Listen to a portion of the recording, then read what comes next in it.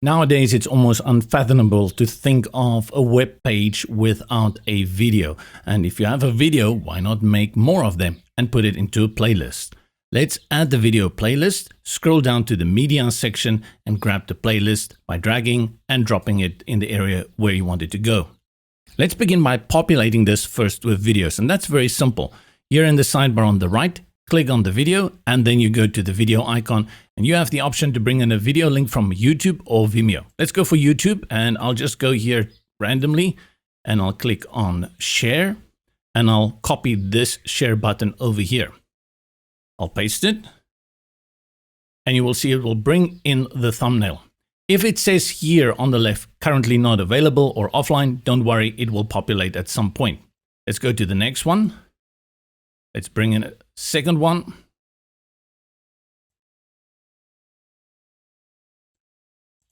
And paste the link.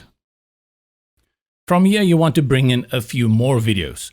And what you do is select the video and click duplicate. It's going to duplicate that video. Of course, we're going to switch out the links. I'll go ahead and create a few more and then populate this with links.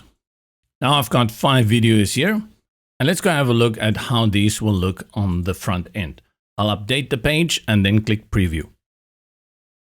The playlist element should hold no surprises and it acts exactly the way you think it should. Here you have the video with all the YouTube controls, and then on the right in the sidebar you can select the videos and just cycle through the playlist as people would like to watch it. Now let's see what else we can do here in terms of styling and settings. Back into the builder.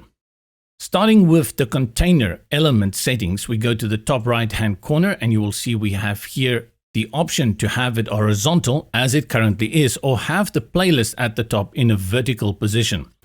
The moment the playlist moves into that, we bring in another setting called columns, and with this, you can decide how many of the videos will display at the top.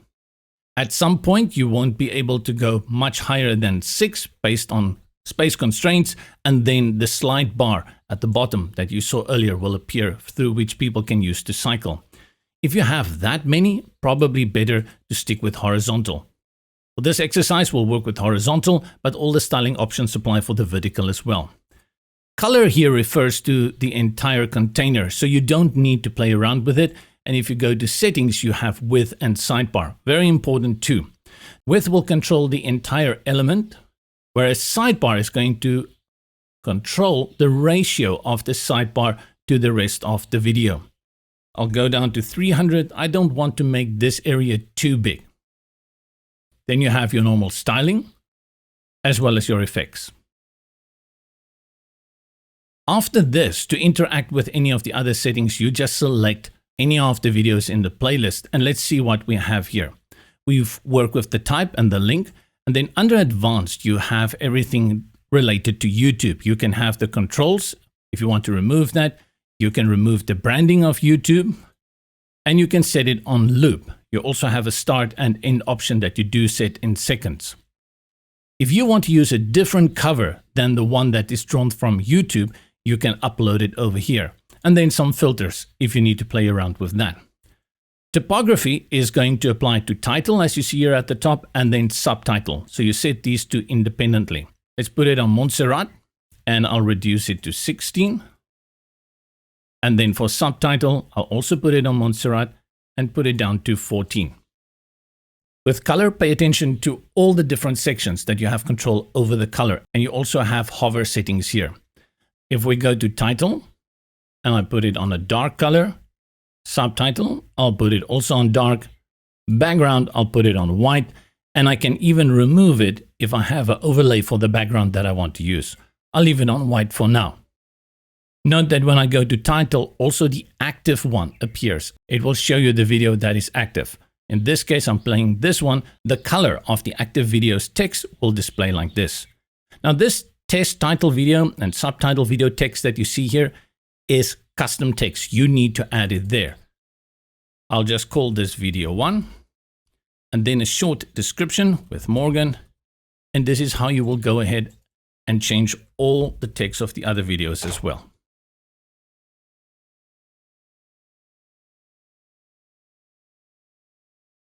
A very important feature within this playlist is that you may want to reorder the videos. I'll go to the bottom one, and let's say I wanted this to be the third video. From the options toolbar, you will see you have these arrows here. Click and it will move, and if you want to bring it down again, click down, and I'll put it in the third position, and we can go ahead and call this one video 3. Next to that, settings, and this controls the size of the thumbnail of the playlist video. For the text, you can also align it to the center or to the bottom. And then you have your normal padding and margin options for the text. Finally, you have to go and have a look at how this will display in tablet and in mobile devices. For mobile, your play area is actually disabled, but you will still see the playlist. In tablet, still looks good, and you have to consider always here, and that's why you've got the settings for the sidebar. If you have larger text, how to increase that. And then going to mobile, it appears as a playlist.